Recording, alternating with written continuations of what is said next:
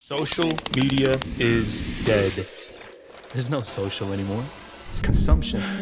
It's a status game, okay? So why not play it like a game? The great online RPG. The more you play, the stronger your character gets. The stronger the character, the bigger the loot. The bigger the loot, the better the gear. The better the gear. Wait a minute. How do you beat this game? You don't. You keep playing, you keep chasing more and greater and bigger and better until you burn out and realize how empty it is and that the only real winners are the game's developers.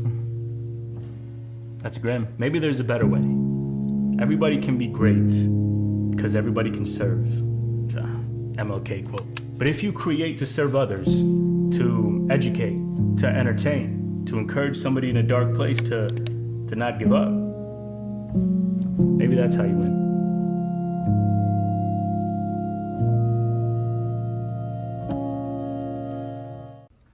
I've seen so many TikTok creators lately talking about not getting views, feeling shadow banned, having no organic reach with their actual followers. And I kind of wanted to explain what's happening. I have worked in digital marketing for a long time. I don't anymore, thank God. But what's happening to TikTok happens to every digital platform. When a digital platform gets going in the early days, it has a lot of organic reach and it's really easy to go viral. This is what it felt like in the early days to be an Amazon seller, for example. You could get a lot of organic reach just by slapping anything up on the website. And the same thing with TikTok. You could put up a video and go viral really easily. And what happens over time with these platforms is they sell more and more ad space to advertisers. So Amazon selling ad space to advertisers, Instagram, TikTok, and it takes up more of your feed with ads. So the user experience starts to get really shitty and users cannot connect with each other, community is not created, or in Amazon's case, the best products don't get seen anymore. At the same time, the platform starts to see itself not so much as being for the users, but being equally for the sellers or the creators. And it starts to get kind of brazen. It says, well, we have tons of visitors to our platform. How can we increase ad revenue? Because we've already reached the logical limit of how many ads we can put on your For You page. So they start to limit organic reach intentionally. They start to push down the organic traffic of something showing up on Amazon or an Instagram post. And they say to the creator or the seller, you pay us to have organic reach now. That is how we're going to expand our market and drain more money from the user. We're going to see the creator now as another user. And so essentially the platform is just operating as a middleman. It sees the users to the site as its customers. It sees the creators as its customers. And the end result of this process, whether it is on Yelp or Walmart.com or TikTok, is that the user experience sucks. And what wants to show up organically is not what people want to see, because the platform is artificially introducing things and suppressing things that the organic reach actually wants to engage with. If you want more information on this, there is an article that showed up on Wired a few months ago by Cory Doctorow. Hope I said that name correctly. He has coined this term, N-shitification. And it is what's happening to TikTok. It happens to every platform. They are not out to get you as a creator. They are not out to shadow ban you. It's just becoming shitty, and they all do. These things are going to happen in the world of AI before the year ends. Number 1, Midjourney 6.0 is going to be insane. According to Nick Floats, Midjourney's version 6 will have better text and images. It will be much more realistic, have way better textures and lighting. Number 2, image upscalers and enhancers are going to drastically improve, taking these images and making them larger, giving them more detail, scale, and people will be able to use these in AI video generators. Number 3, Grok on X. Soon while using X, you will see a Grok tab like this. Grok will be trained on Twitter's data and is up to date with tweets, and Twitter and Reddit are the best news sites for staying up to date, especially on things about artificial intelligence. And so it's going to be very useful for creating content no matter what niche you are in. Number 4, ChatGPT will have custom GPTs, basically allowing you to sell your own mini applications. And there will be a marketplace of these custom GPTs, and you'll be able to buy and sell these and make money. Number 5, Pika 1.0 will be released, which will change everything about AI animation and AI video creation drastically. And in direct response to this, I very much so expect Adobe that they will be releasing their video models, or else they'd run the risk of losing a lot of market share to these creative, smaller, and faster moving AI-powered video tools. Number 6, this is the last one, and it is a maybe. This is the only one that I believe is a maybe. Google is supposedly dropping Gemini, which is an AI model that is trained on YouTube videos, meaning in theory, this should be trained on every tutorial, every vlog, and should have the best understanding of modern culture, at least in America. And I've been disappointed by everything Google has done so far, but I have high hopes for an LLM trained on YouTube videos. And of course, as all of these things evolve, I will keep you updated right here on this channel, so follow for more. So what do you do for a living? Data processing. I'm very good with numbers. You? I'm a musician. Wow, I admire that. I can't imagine being creative in that way. What do you do for fun? Well, I like to come out here to reboot, kind of do a hard reset, if you will. Right. I also enjoy updating myself on the latest news and current events. Okay.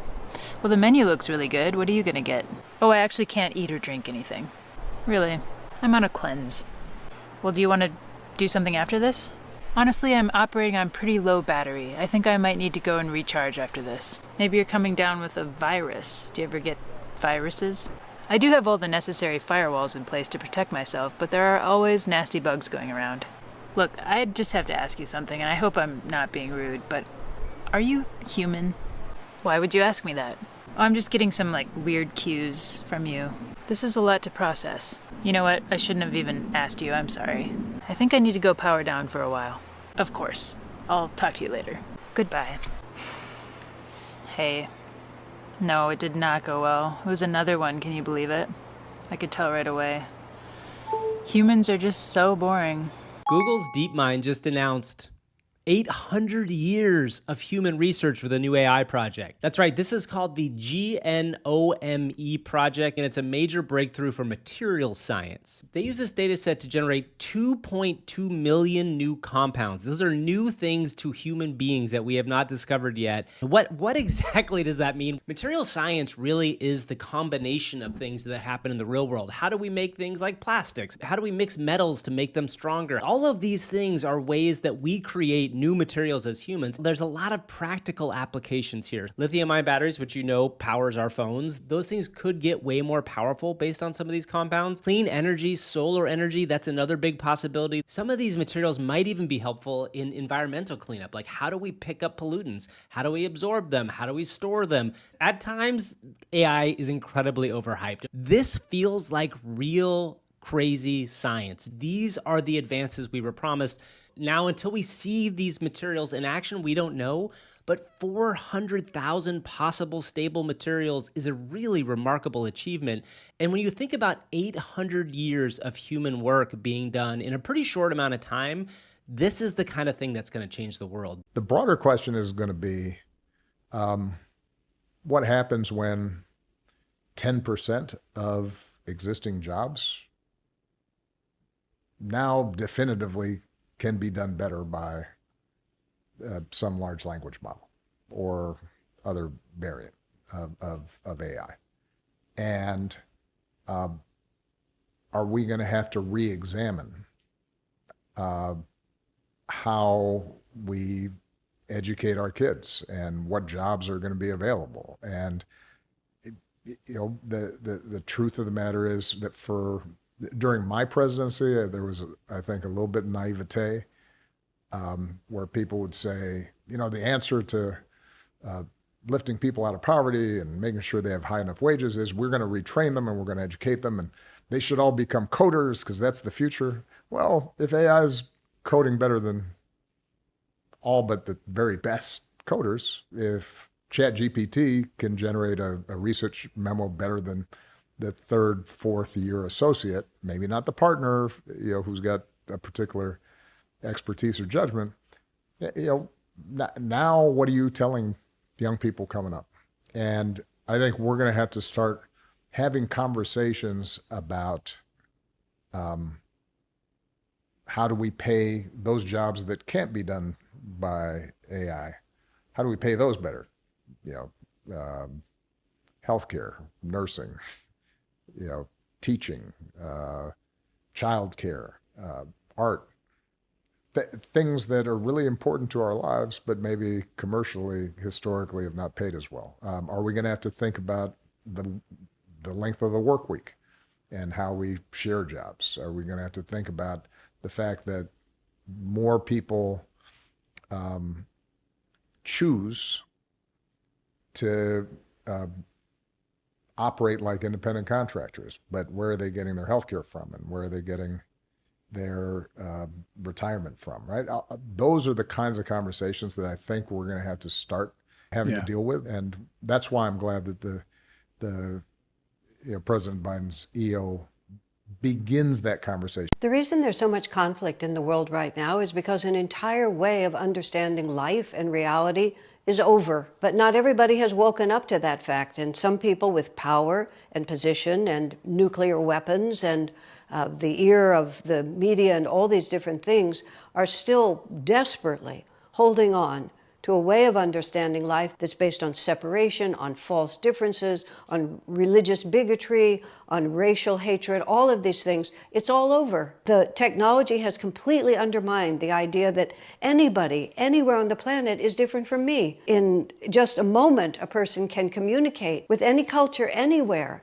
And if you have a heart, you realize that we're all the same. That is the future. However, there is this force that is resisting that future. But the power of the light, the power of the truth, the power of our expanding awareness of our oneness in a greater reality, the old way doesn't have a chance. Is the transition going to be easy? All the saints and masters, unfortunately, have told us no. And that's what we see around us. We see this building conflict, but that conflict itself is proof that there's tremendous power in the light, and those of us who understand it have an opportunity to live in that light now. So this is the most iconic tomb from the more than 100 tombs here at Hegra in northern Saudi Arabia. This tomb, on its own, on this massive isolated piece of rock, is the largest of them all, or one of the largest, 19 meters tall. Called the Qasr al-Farid, meaning the Lonely Castle, it was built around the 1st century AD. Its facade is decorated by 4 great columns. The top half is higher quality than the lower half. It suggests not only that this tomb was being fashioned top down, but also that construction of it was never actually finished. When you come roughly to the side where I'm now, you start to get a sense of the depth of this tomb cut into the rock and the amount of sheer time and effort it would have taken for these people who lived here some 2,000 years ago, the Nabateans, to go about constructing this absolute monument. You do notice right at the top those iconic stairs, and those stairs were almost to convey this idea that whoever was to be buried in this tomb, that they were on their way to heaven. You may well know the Led Zeppelin song Stairway to Heaven. Well, think of it that way, and that's why you have those iconic stairs on top of all of this tomb architecture here at Hegra in northern Saudi Arabia.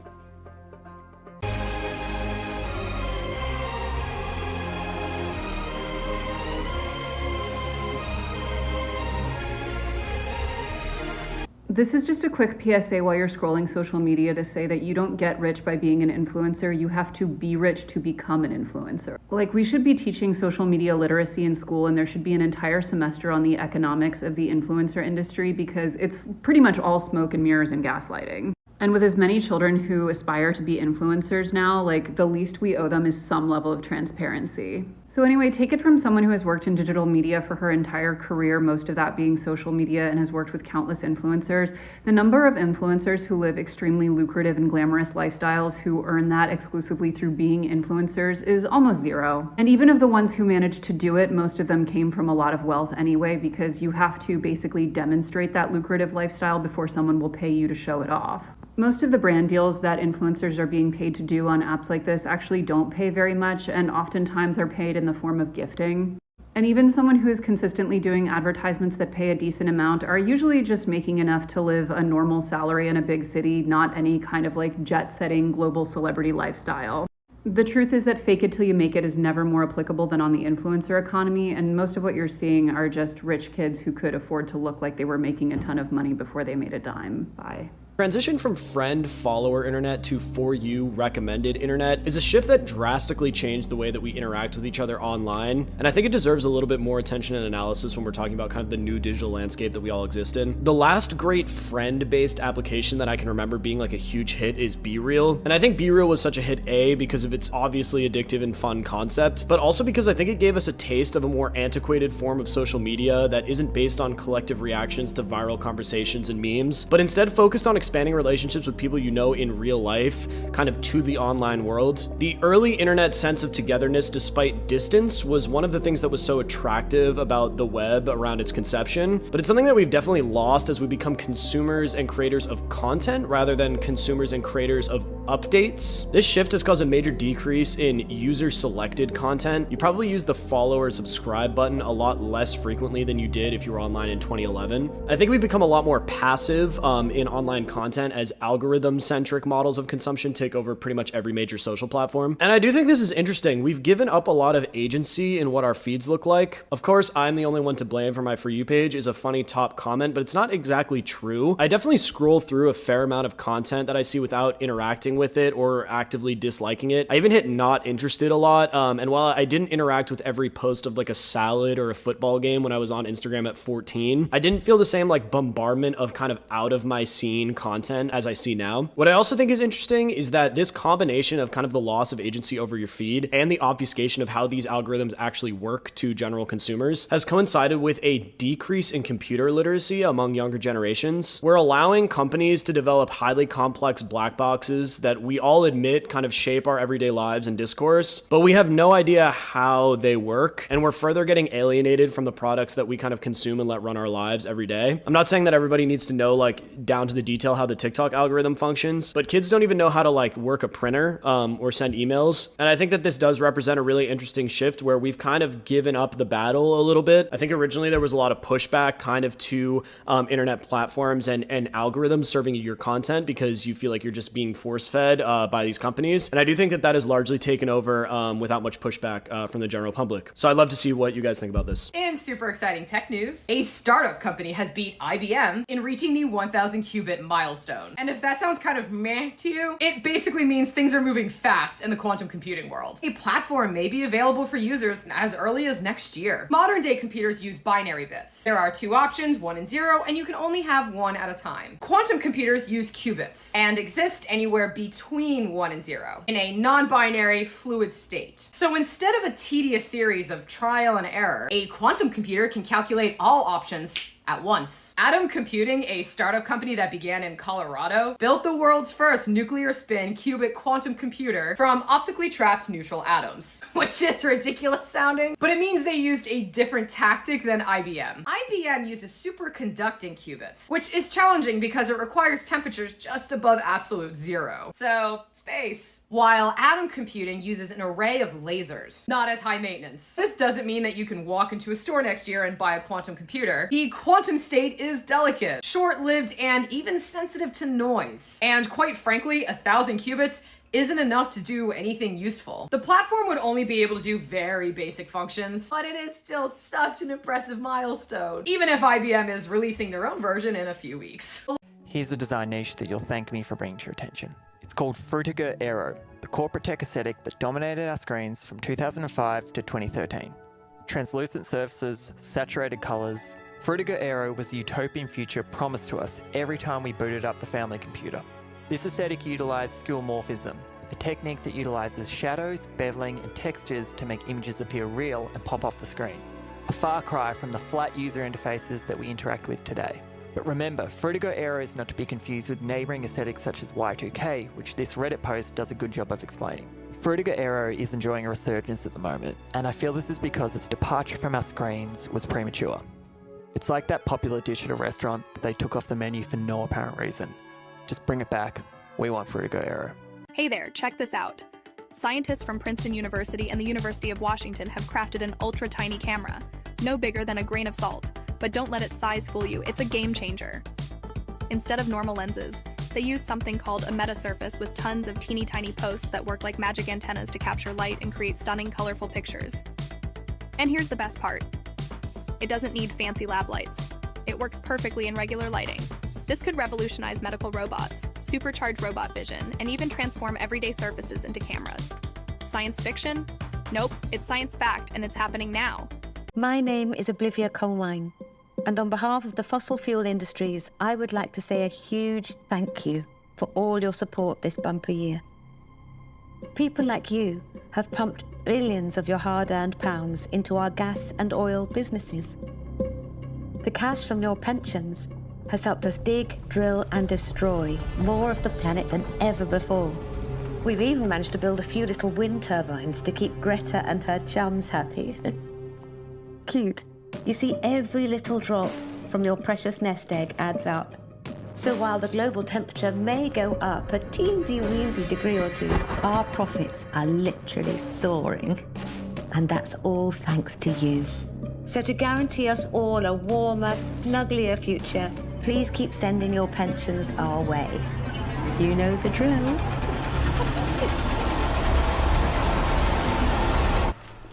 Oh, fracking hell. I actually don't think we're all going to go extinct. I think it's going to be great. I think we're like heading towards the best world ever. But when we deal with a dangerous technology as a society, we often say that we have to confront and successfully navigate the risks to get to enjoy the benefits. And that's like a pretty consensus thing. I don't think that's like a radical position. I can imagine that if this technology stays on the same curve, there are systems that are capable of significant harm in the future. Humans are very bad at having intuition for exponentials. Again, I think it's going to be great. Like, I wouldn't work on this if I didn't think it was going to be great. People love it already, and I think they're going to love it a lot more. But that doesn't mean we don't need to be responsible and accountable and thoughtful about what the downsides could be.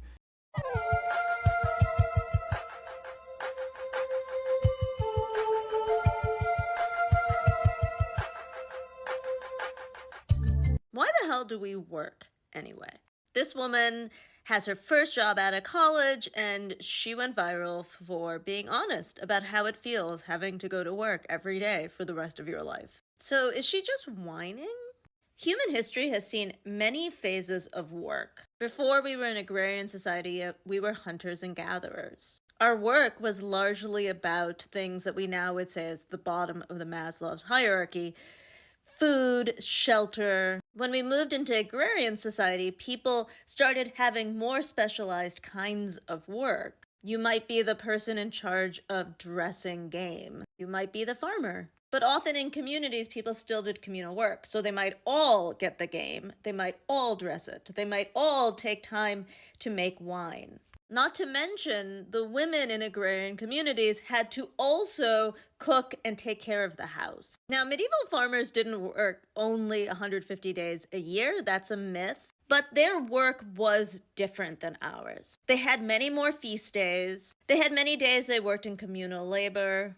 Not to mention, their work was often part of their life. If you were a farmer, you lived on your farm. You lived in a community of other people. So even if you're working 1,600 hours a year, it's not as if you are driving to another village to farm and then coming home. It's not as if you are sitting by yourself in your farm, not talking to anybody. And so in the medieval era, while your work was slightly fewer hours than many workers now, you were not alienated. You're within a community. And the move to wage and shift labor transformed human existence.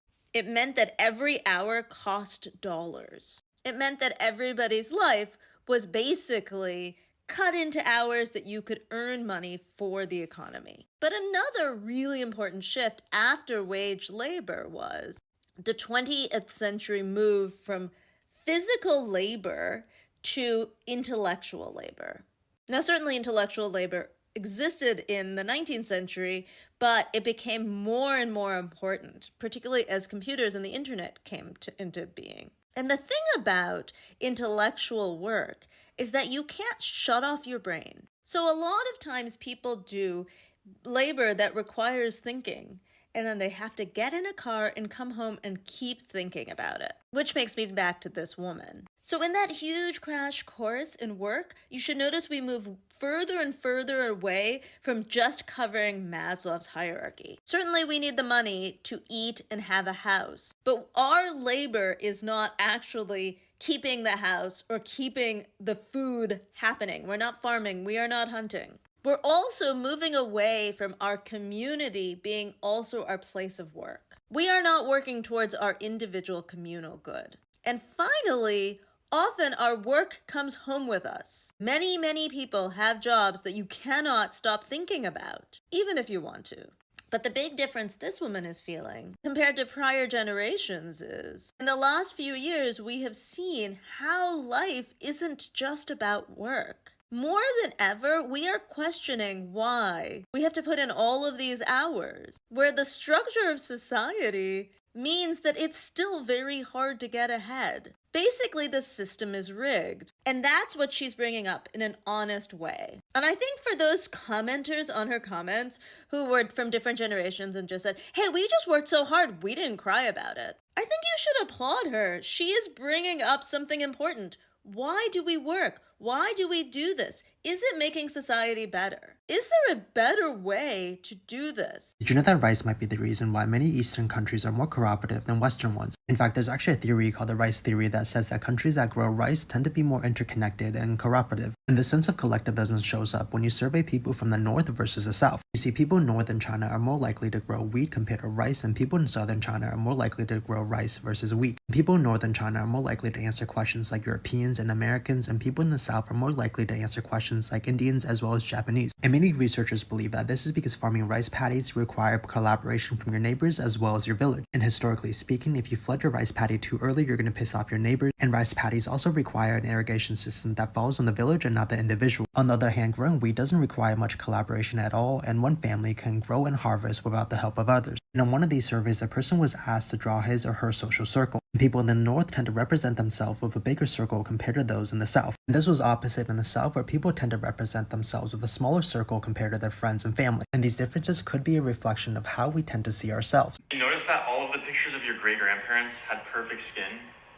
I noticed this as well and did deep dive research on... No, you didn't, sir, because if you do just one quick Google search, you can find the real answer to this question, and that's the kind of lie that, as someone who studied art for years in college, it makes me sick to my stomach that you're pushing this false, unattainable beauty standard still. But clearly there are people who actually want to learn about the history of editing in Photoshop throughout the years. If you haven't seen that guy's video, he goes on to claim that the reason they had great skin was because they used this special soap that didn't have toxins and all this conspiracy stuff. And he uses all these fear tactics to try and convince you to buy his soap and convince you that your skin could look like that if you use that soap. But it can't, because guess what? Photoshop has been around for hundreds of years. And that's actually how they made all of the skin in those photos look so flawless, not from your soap. So we know that way back in the day with paintings, you could essentially paint whatever you want, so people would paint Photoshop on, or essentially tell the painters to make them look different. So that would have been the earliest form, but these are actual photos, and I know you're asking yourself, how do you Photoshop a photo from like 1890 whatever before computers were invented? So the answer for the earliest ones was just that there was a lower quality, so everything kind of had this hazy glow to it. But then as quality started to get better with the dry plate process, they're like, we don't want better quality, we want to look perfect. So as you can kind of see here between the two photos,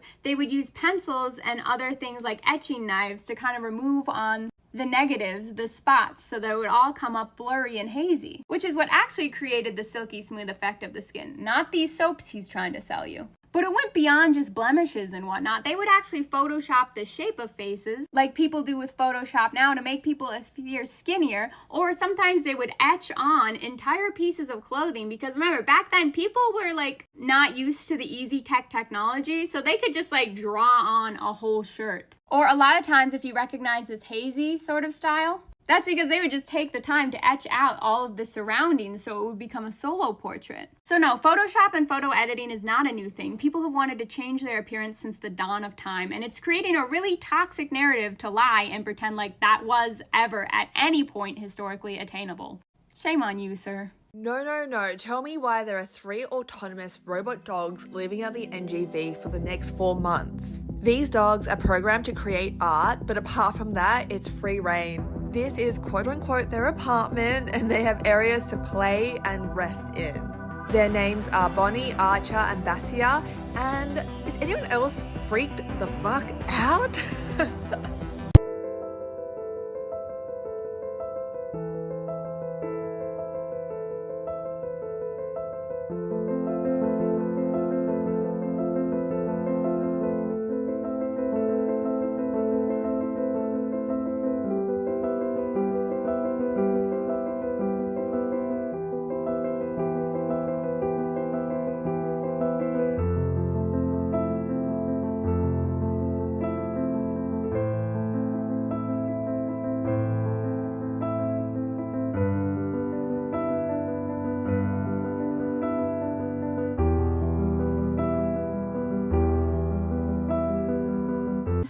Well, you don't know me, but I know you, and I got a message.